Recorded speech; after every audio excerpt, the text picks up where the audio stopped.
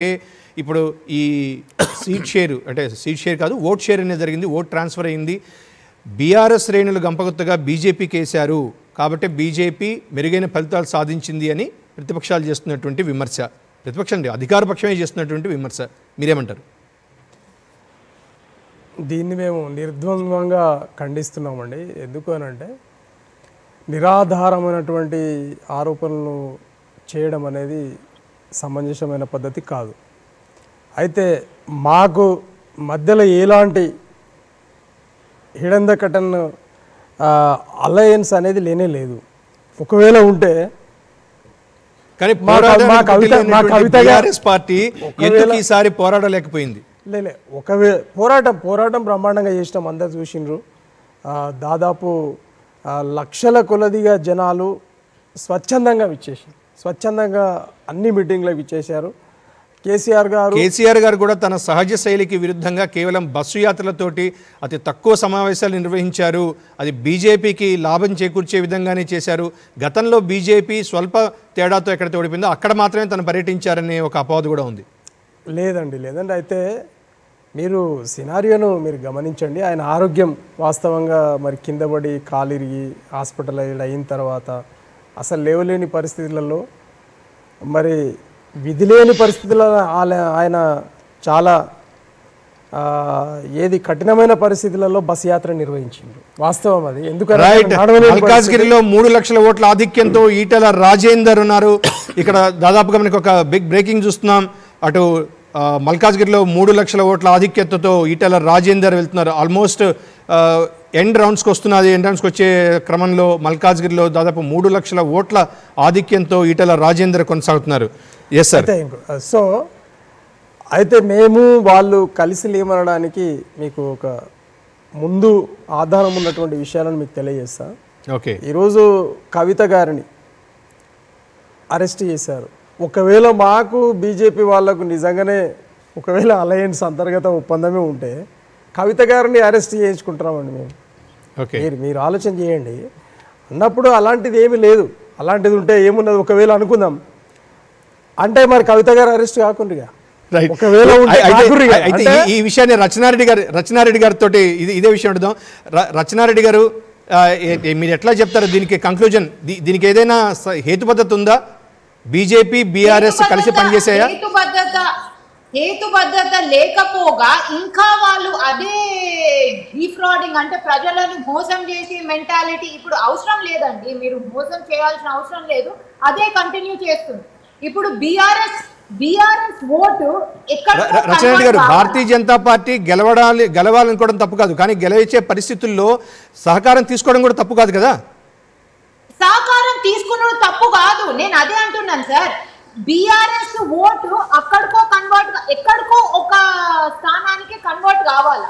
మీరు BRS vote సగం బీజేపీకి సగం కాంగ్రెస్ కి లేకపోతే కొంచెం ఇటు కొంచెం అటు కన్వర్ట్ అయింది అని గరీబీ హటావో అని కాంగ్రెస్, గరీబీ బడావో అని బీజేపీ, అదాని అంబానీలకు మొత్తం భారతదేశాన్ని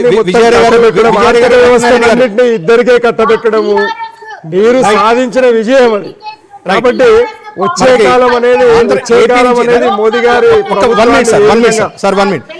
రచనారెడ్డి గారు మనకు రచనారెడ్డి గారు ఒక్క నిమిషం అండి. మాకు బీఆర్ఎస్ కి ఎప్పుడు ఇంటర్నల్ అలయన్స్ లేకపోతే ఎక్స్టర్నల్ ఓపెన్ అలయన్స్ ఎప్పుడు లేకుండే. రైట్, రచనారెడ్డి గారు ఒక్క నిమిషం అండి, మిమ్మల్ని మళ్ళీ తీసుకుంటాను. రచనారెడ్డి గారు మళ్ళీ తీసుకుంటాను. AP Congress working president Sunkara Padmashri గారు మనకి లైవ్ లో సిద్ధంగా ఉన్నారు. సుంకర పద్మశ్రీ గారిని తీసుకున్న తర్వాత రచనారెడ్డి గారు మళ్ళీ మీ దగ్గరికి ఇస్తాను. నమస్తే పద్మశ్రీ గారు. పద్మశ్రీ గారు, సో మన ఏపీ రిజల్ట్స్ ను చూస్తే చాలా స్టన్నింగ్ మెజారిటీ. సో అన్ని అంటే సెఫాలజిస్టులు కావచ్చు, లేకుంటే ఎగ్జిట్ పోల్స్ కావచ్చు, ఏదో ఒకరిద్దరు తప్పితే మిగతా అందరు ఇచ్చినటువంటి దానికి పూర్తి భిన్నంగా స్పష్టమైన ఆధిక్యాన్ని సంతరించుకుంది ఎన్డీఏ. సో కాంగ్రెస్ పార్టీ ఎక్కడైనా ఒక సీట్ అన్న మడకశిర లాంటి చోట్ల ప్రభావం చూపిస్తుంది అని ఎక్స్పెక్ట్ చేశారు, కానీ అక్కడ కూడా లేకపోయింది. ఇక లోక్సభలో కూడా షర్మిల గారు కూడా కొంత వెనపడినట్టుగా మనకు సమాచారం వస్తుంది. మీ దగ్గర అనాలిసిస్ ఏంటి మేడం? ఆల్రెడీ ఎగ్జిట్ పోల్స్ అన్ని కూడా చంద్రబాబు నాయుడు రిలయన్స్ పార్టీకి మొగ్గు చూపింది. ఇదంతా కూడా ఎక్స్పెక్ట్ చేసింది. జగన్ వేవ్ చాలా క్లియర్ గా ఉత్తర రాష్ట్ర ప్రజలు జగన్మోహన్ రెడ్డికి వ్యతిరేకంగా ఓట్లు వేశారు అనేది చాలా ఖచ్చితంగా మనందరం అనుకున్నదే, అదే ప్రూవ్ అయింది.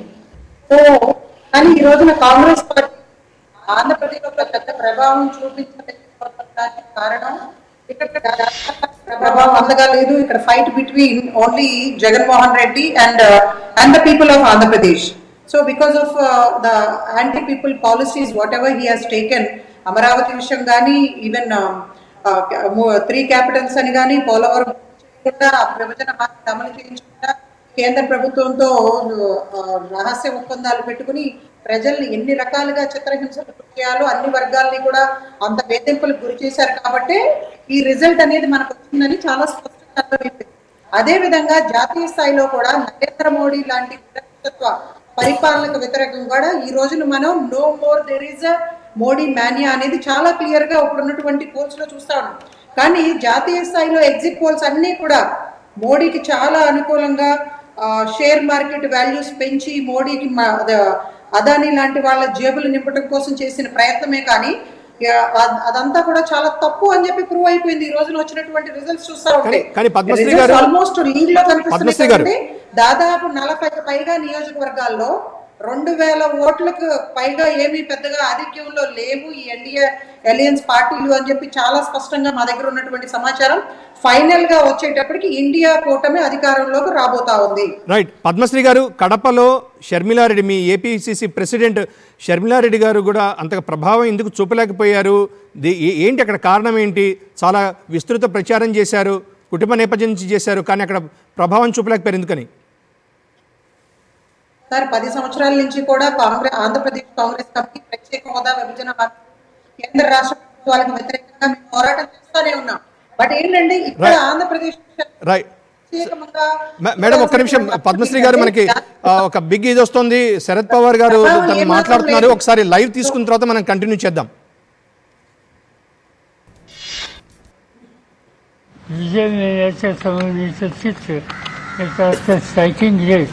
आज राष्ट्रवादी काँग्रेसचा या निवडणुकीमध्ये निश्चित परिणाम झालेला आहे. हा जो काही यश मिळालं ते यश मिळालं ते एकट्या राष्ट्रवादी काँग्रेसचं यश आहे असं आम्ही मानत नाही. आम्ही ही जी महाराष्ट्र विकास आघाडी केली याचा उल्लेख माझ्या स्टेटमेंटमध्ये सविस्तर आहे.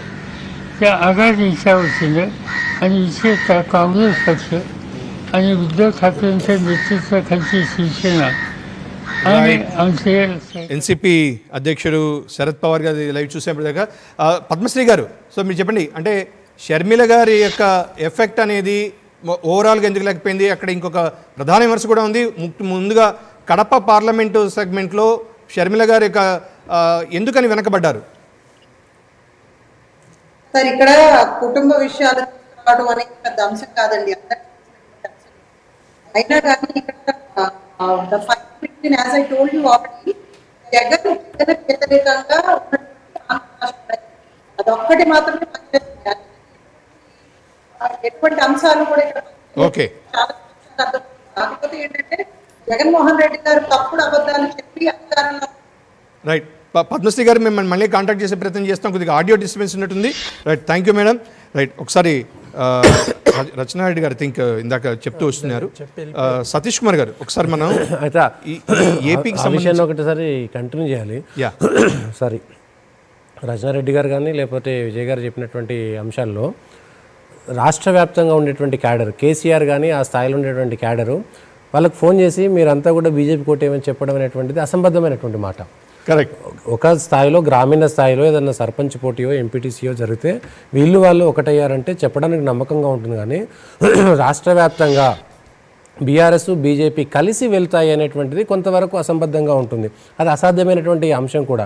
ప్లస్ కేసీఆర్ కూడా తనకున్న స్థాయిలో వెళ్ళి తిరిగి తన క్యాడర్ను కాపాడుకోవాలనుకుంటాడు, తన ఉనికిని కాపాడుకోవాలనుకుంటాడు. కానీ ఏకపక్షంగా దారాదత్తం చేసి నాకు సంబంధించినటువంటి ఓట్లు నాకేమొద్దు, నా పార్టీ నేను క్లోజ్ చేసుకో, అట్లయితే పార్టీ క్లోజ్ చేసుకుని బీజేపీలో మెర్జ్ చేసుకుంటా అని చెప్తారు. కానీ కొంతవరకు అసంబద్ధము. క్షేత్రస్థాయిలో ఉండేటువంటి పరిస్థితులను బట్టి ప్రజలు తెలియకలండి. ప్రజలు ఆలోచన పరులు, ప్రజలు ఆలోచన చేయగలుగుతారు ఏ అంశాలు